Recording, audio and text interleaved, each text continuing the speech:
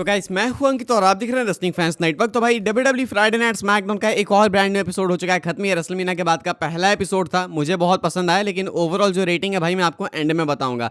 शुरू होता है भाई अपना जॉन सीना से। John Cena was in the building, सीना अपीयर होते हैं एंड एक तो रिंग अनाउंसर के पीछे जॉन सीना पड़ चुके हैं भाई, उनको फिर से बुलाते हैं एंड बोलते हैं कि वापस से मेरा नेम अनाउंस करो, सेम भाई मंडे नाइट रॉ की तरह। इससे पहले कि जॉन सीना बोलना चालू करें, इस बार रैंडी ऑर्टन उनको इंटरप्ट कर देते हैं। ऑर्टन आते हैं भाई एंड एक प्रॉपर प्रोमो सेगमेंट हमें इनका देखने को मिला। रैंडी ऑर्टन शुरू करते हैं एंड रैंडी ऑर्टन भी वही करने की कोशिश करते हैं जो कि कोडी रोड्स कर रहे थे, सीना को समझाने की कि भाई ये तुम नहीं हो, तुम ऐसे नहीं हो। सीना को कहते हैं भाई कि तुमने मेक अ विश फाउंडेशन को कितना कंट्रीब्यूट किया है, तुमने रिकॉर्ड बना के रखा है, तुमने कितने सारे बच्चों को जो है एक अलग जिंदगी दी, मेमोरीज दी। तो ऐसा कहना है रैंडी ऑर्टन का जॉन सीना को समझाते हुए। उसके बाद जॉन सीना के बारे में कहते हैं रैंडी ऑर्टन, मुझे लगता है कि तुम्हारी जिंदगी में अभी कुछ खालीपन है, इस कारण तुम ऐसा बन चुके हो, यानी कि देयर इज अ वॉइड। कहते हैं कि तुम्हें बच्चों की नीड है, एक्चुअली इतना टाइम हो गया तुम्हारे बच्चे क्यों नहीं है। तो बहुत ही पर्सनल अटैक किया यहाँ पे रैंडी ऑर्टन ने जॉन सीना पे। कहते हैं कि it's high time you need to have some damn kids. John Cena भाई बहुत ज़्यादा गुस्से में दिखते हैं, रिप्लाई करते हैं सीना, कहते हैं हाउ डेयर यू। एक तो जॉन सीना जिस तरीके से रिप्लाईज देते हैं,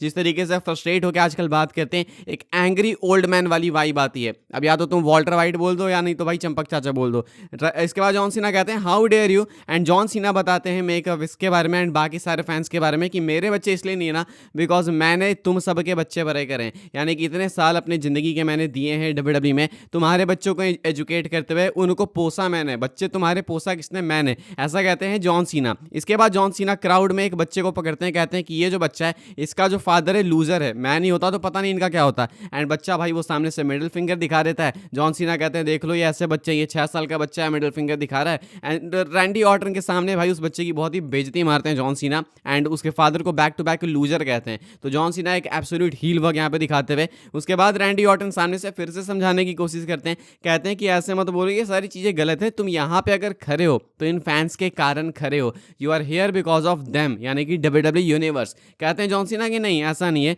I am not here because of them. इतने सालों में, पिछले सालों में, 25 सालों में इन्होंने एक ही चीज़ करी है, लेट्स गो सीना, सीना सक्स। बाकी जो करा है वो मैंने करा, ये मेरी मेहनत है। तो ऐसा नहीं कि मैं यहाँ पे हूँ तो इनके कारण हूँ। इन्होंने सीना सक्स कहा है, मुझे नहीं पता कि तुमने ऐसा सुना है नहीं, लेकिन मैंने 25 सालों में यही सुना है, तो मैं यहाँ पे हूँ तो खुद के बलबूते पे हूँ। कहते हैं रैंडी ऑर्टन कि तुम तो एक गेस्ट हो, तुम हॉलीवुड से आए हो, मतलब तुम पहले डब्ल्यूडब्ल्यूई में थे, फिर हॉलीवुड चले गए, फिर आते हो जाते हो, so you are a guest here. मैं कहते हैं कि मैं एक फर्नीचर हूँ, मैं यहाँ पे हमेशा रहूँगा, लेकिन तुम एक गेस्ट हो। जॉन सीना कहते हैं मैं गेस्ट वगैरह नहीं हूँ, ये मेरा प्लेस है, आई एम जस्ट डिफरेंट, तुम लोगों की तरह नहीं हूँ मैं, तुम लोग हिपोक्रेट हो, तुम लोग सेम चीज़ें करते रहते हो, एक ही चीज़ दोहराते हो तेहराते हो। एंड उसके बाद जॉन सीना कहते हैं कि मैं हॉलीवुड जाता हूँ, वहाँ भी नाम कमाता हूँ, इधर भी आता हूँ, चैंपियन बनता हूँ, बिकॉज आई एम डिफरेंट। इसके बाद कहते हैं भाई Randy Orton, you know what कि आई एम स्टूपिड। मैं बेवकूफ़ था, मुझे लगा कि मैं तुम्हें समझा दूंगा, बट आई डोंट थिंक ऐसा होने वाला है, तुम्हारे दिमाग में मेरी बातें घुसने नहीं वाली है। इतना बोल ही रहे होते हैं भाई कि जॉन सीना कहते हैं सट अप, एंड जिस तरीके से चिल्ला के बोले भाई,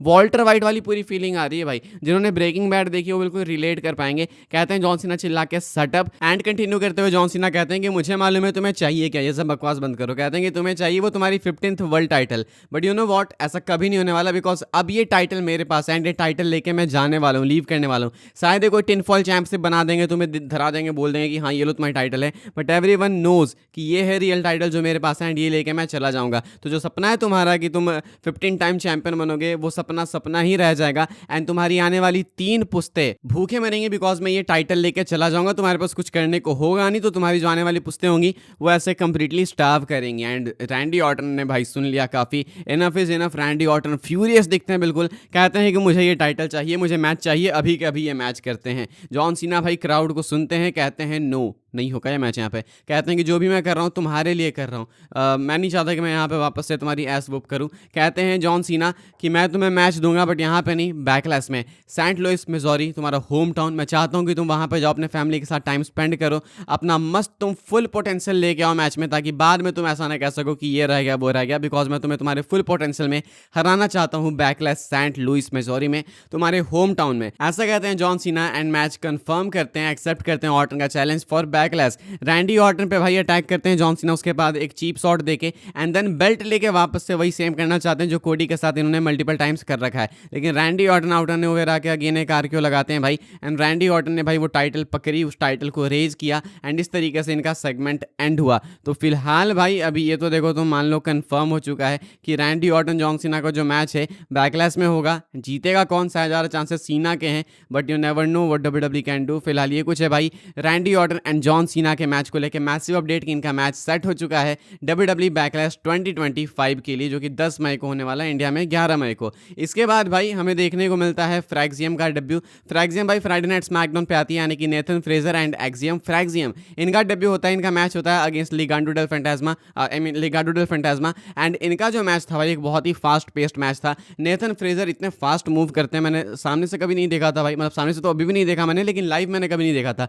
नेथन फ्रेजर एंड एक्सियम ने एक बहुत ही अच्छी परफॉर्मेंस दी, दोनों सामने भी एंजल गाजा एंड हम्बर्टो ने भी बहुत अच्छी परफॉर्मेंस दी। एंड में विक्ट्री मिलती है भाई फ्रैक्सियम को। ऑब्वियस सी बात है, इनका डेब्यू मैच था भाई, तो जीतेंगे। एंड साथ में कमेंट्री पे ये भी कंफर्म किया जाता है भाई कि ये स्मैकडाउन का ही अब परमानेंट पार्ट होने वाले हैं। तो स्मैकडाउन की जो टैग टीम डिवीजन है वो और भी ज़्यादा बेटर हो चुकी है। इसके बाद हमें देखने को मिलता है जेड कारगिल एंड टिफनी का मैच। एक्चुअली टिफनी आती है पहले एंड वो अपने रेसलमेनिया विक्ट्री को एड्रेस करती हैं। जेड कारगिल उनको इंटरप्ट करती हैं, कहती हैं कि मुझे ये टाइटल चाहिए। कहती हैं टिफनी की अभी भीड़ लेते हैं हम लोग, लेकिन ये टाइटल मैच नहीं होता है, सिंगल्स मैच होता है नॉर्मल सा। टिफनी एंड जेड कारगिल एक दूसरे को फेस करती हैं। पहले था जब जेड कारगिल आई थी भाई, तो वो डोमिनेट करके फट से हरा देती थी सबको, लेकिन अब इनको बैक एंड फोर्थ जाना पड़ता है। टिफनी ने भी अच्छा परफॉर्म किया, टिफनी ने भी अपने बेस्ट मूव्स लगाए। बॉच भी क्या टिफनी ने, वो एक अलग बात है, मून शॉट लगाते टाइम भाई वो टॉप रोप से ही स्लिप हो गई। फिर बीच में पता नहीं जो स्क्रीन थी वो इतनी ज़्यादा ब्लैकआउट क्यों हुई, क्या कोई माल फंक्शन हो गया था, आई डोंट नो, लेकिन इनका मैच ठीक सा था। जेड कारगिल एंड में भाई अपने आखिरी मोमेंट्स में जब लगता है कि अपर हैंड ले रही हैं, तभी नेओमी आ जाती हैं एंड नेओमी आके अटैक करती है, यानी कि रेसलमेनिया वाली चीज़ अभी भी कंटिन्यूड है। नेओमी भाई बहुत सारे पंचेस लगाती है, बहुत ही फास्ट, बिल्कुल ऐसा लगता है किसी हरबरी में है, लेकिन मुश्किल से 1 या 2 पंच लैंड हुआ होगा। बहुत ही खराब एंगल था कैमरा का एंड बहुत ही खराब अटेम्प्ट था नेओमी का, तो बहुत ही बकवास चीज़ लगी मुझे यहाँ पे भाई।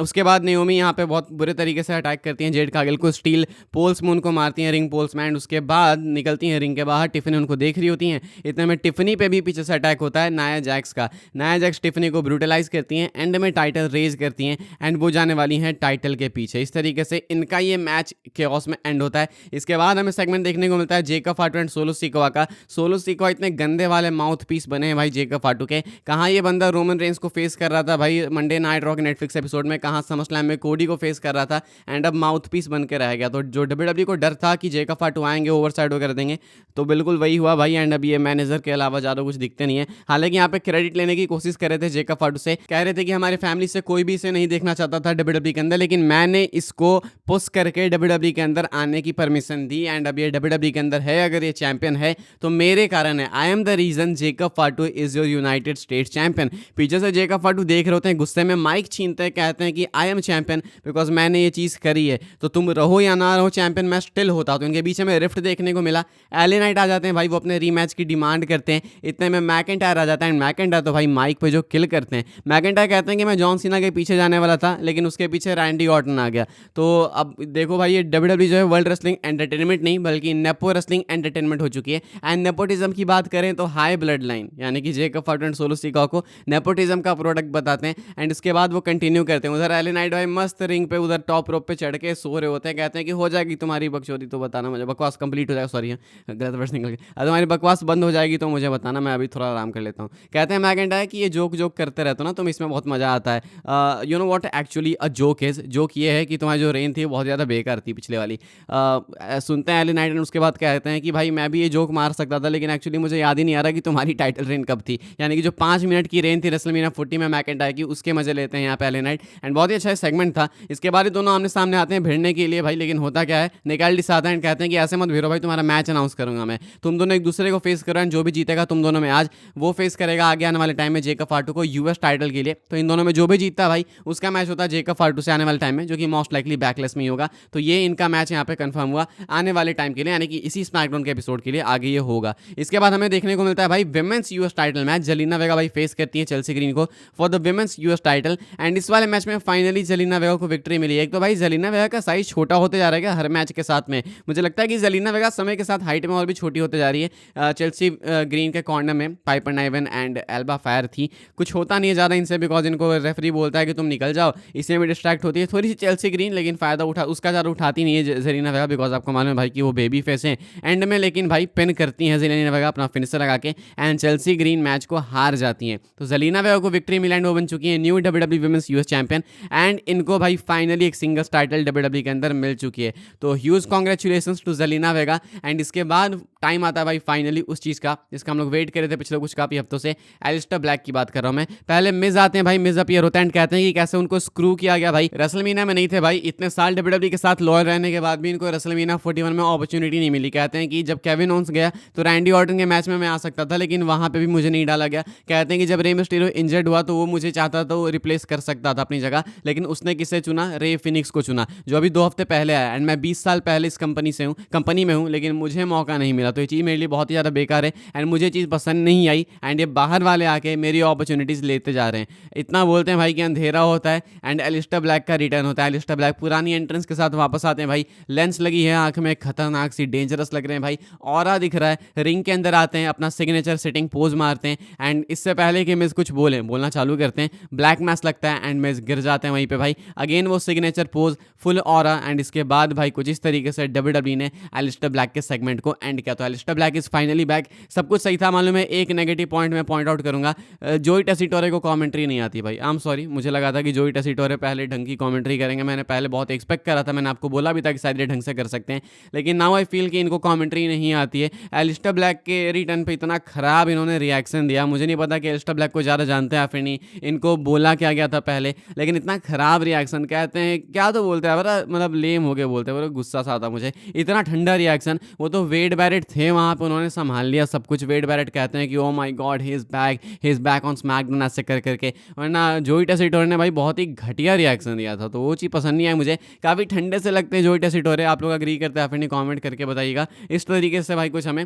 एलिस्टर ब्लैक का WWE के अंदर कमबैक देखने को मिलता है। देन इसके बाद भाई हमें देखने को मिलती है बियांका ब्लेयर बैक स्टेज बैरन सेक्शन के साथ में, जहाँ पे वो कंफर्म करती है कि हाँ उनको भाई हैंड में इंजरी आई है एंड इसको हील करने के लिए उन्हें टाइम ऑफ लेना होगा। तो यहाँ पे भाई बियांका ब्लेयर WWE से टाइम ऑफ लेते हुए दिखी है। अब कितना लंबा ये टाइम ऑफ है कितना नहीं वो तो नहीं पता, बट हाँ टाइम ऑफ है एंड बियांका ब्लेयर भाई आपको ऑफ टीवी जाते हुए देखने को मिलेंगी। इसके बाद हमको मैच देखने को मिलता है भाई Drew McIntyre and LA Knight के बीच का। ये नंबर 1 कंटेंडरशिप मैच था, जो भी इस मैच को जीतता वो आने वाले टाइम में जेकब फाटू को फेस करता। तो एक बैक एंड फोर्थ एक्शन था, ठीक ठाक सा मैच था। मैच के एंडिंग मोमेंट्स में मेन केओस हुआ भाई, एक्चुअली सोलो सिको आते हैं एंड वो एले नाइट पे अटैक कर देते हैं। सोलो सिको का कुछ नहीं समझ आ रहा भाई मुझे लगा कि मैकिंटायर के साथ कोई फैक्शन या टीम वगैरह बनने वाली है क्या। इसके बाद अटैक करके वो रिंग में डाल देते हैं भाई एले नाइट को एंड ड्रू मैकिंटायर भाई रिंग के अंदर अटैक करने की कोशिश करते हैं एले नाइट को विद अ क्लेमोर किक, लेकिन यहाँ पे आ जाते हैं भाई वापस से डायमंड फिस्ट। इनकी भी फ्यूड कंटिन्यू होते हुए दिख रही है भाई, पहले नेओमी एंड अब यहाँ पे डायमंड फिस्ट। तो ये अटैक करते हैं एंड एक चोक स्लैम लगाते हैं इनको अनाउंसर्स टेबल पे।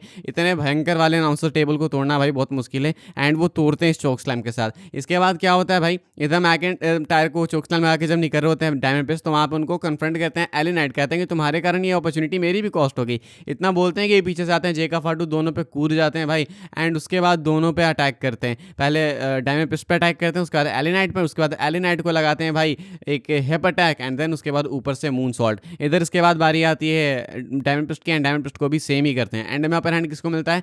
जेकब फाटू को। वो यूएस टाइटल के साथ आपको देखने को मिलेंगे जब आप देखोगे तो वैसे में भाई जेकब फाटू इस वाले मैच को अपने हिसाब से एंड करते हैं, यानी कि मैच में जीता कौन हारा कौन कुछ अनाउंस नहीं हुआ। मैच के एंड में अपर हैंड किसको मिला? जेकब फाटू को। क्या WWE यहाँ से किसी तरीके से मल्टी पर्सन फ्यूड की तरफ आगे बढ़ रही है? LA Knight, Drew McIntyre, Damian Priest and Jacob Fatu, जिसमें सब इन्वॉल्व हूँ। मे भी हो सकता है भाई एक फेटल 4-वे एक्शन, लेकिन सोलो सिकोआ क्या रोल प्ले करेंगे वो भी देखना है। इवेंचुअली चीज़ें लीड करेंगी जेकब फाटू सोलो की तरफ। फिलहाल ये आप कंफर्म मानो भाई, ये तो पक्का होने वाला है। लेकिन अभी स्मैकडाउन में इनका जो मेन सेगमेंट है एंड हुआ जेकब फाटू के साथ में, जब वो टाइटल को ऊपर उठाते हैं, रेज करते हैं। देन इसके बाद भाई हमें मोस्ट अवेटेड सेगमेंट देखने को मिला जॉन सीना के हील टर्न के बाद। आर-ट्रूथ के साथ फेस टू फेस आते हैं जॉन सीना बैक स्टेज।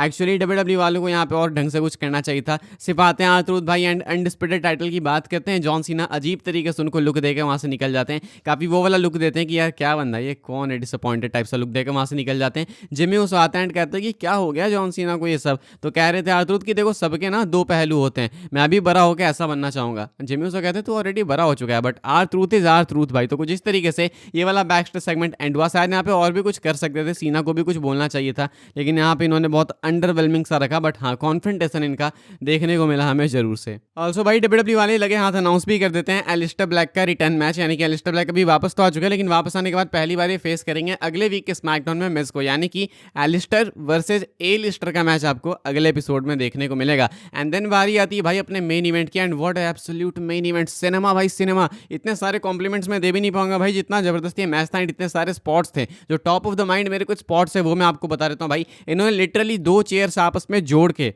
उसमें वो जो उसका पॉइंट बना ऊपर टॉप पॉइंट, उस पे भाई सुपरस्टार्स को पटका है, उस पे जॉनी गार्गेनो को पटका है। मिड एयर स्पीयर लगाया भाई एंजेलो डॉकिंस ने, कब, जब जॉनी गार्गेनो के टैग टीम पार्टनर, जिनको जॉनी गार्गेनो को भी पटका गया था भाई चेयर पे, उनके टैग टीम पार्टनर यानी कि टोमासो ciampa ऊपर लटक रहे थे टाइटल्स के साथ में, नीचे MCMG के दोनों बंदे थे, लैडर पे थे भाई एंजेलो डॉकिंस, वहां से वो स्पीयर लगाते नीचे टेबल पे गिरते हैं भाई, एंड वो दर्द दिख रहा था एंजेलो डॉकिंस के फेस पे। तो भयंकर स्पॉट्स थे, बहुत सारे स्पॉट्स थे, लैडर्स टूटे हैं भाई, टेबल्स टूटे हैं, चेयर्स भाई, भयंकर तरीके से ब्रूटलिटी थी मैच के अंदर, सब कुछ यूज किया गया। एंड एक क्वेश्चन है कि ये वाला मैच रेसलमेनिया के कार्ड में क्यों नहीं था? जो new day and war readers का मैच हमें देखने को मिला, इजीली आप उस मैच से इस वाले मैच को रिप्लेस कर सकते थे, यानी तो एक और एक्स्ट्रा मैच डालते, ये डाल देते भाई। दिस वॉज सो गुड भाई, सो गुड। मैच के एंड में होता क्या है कि भाई जो अपने अरे नाम क्यों भूल रहा हूँ मैं, एंजेलो डॉकिंस, नहीं मोंटेसफोर्ड, मोंटेस, इतना सब कुछ हुआ भाई, भूल गया मैं। मोंटेसफोर्ड भाई अंदर से चढ़ते हैं लैडर, मतलब वो लैडर में फंस जाते हैं,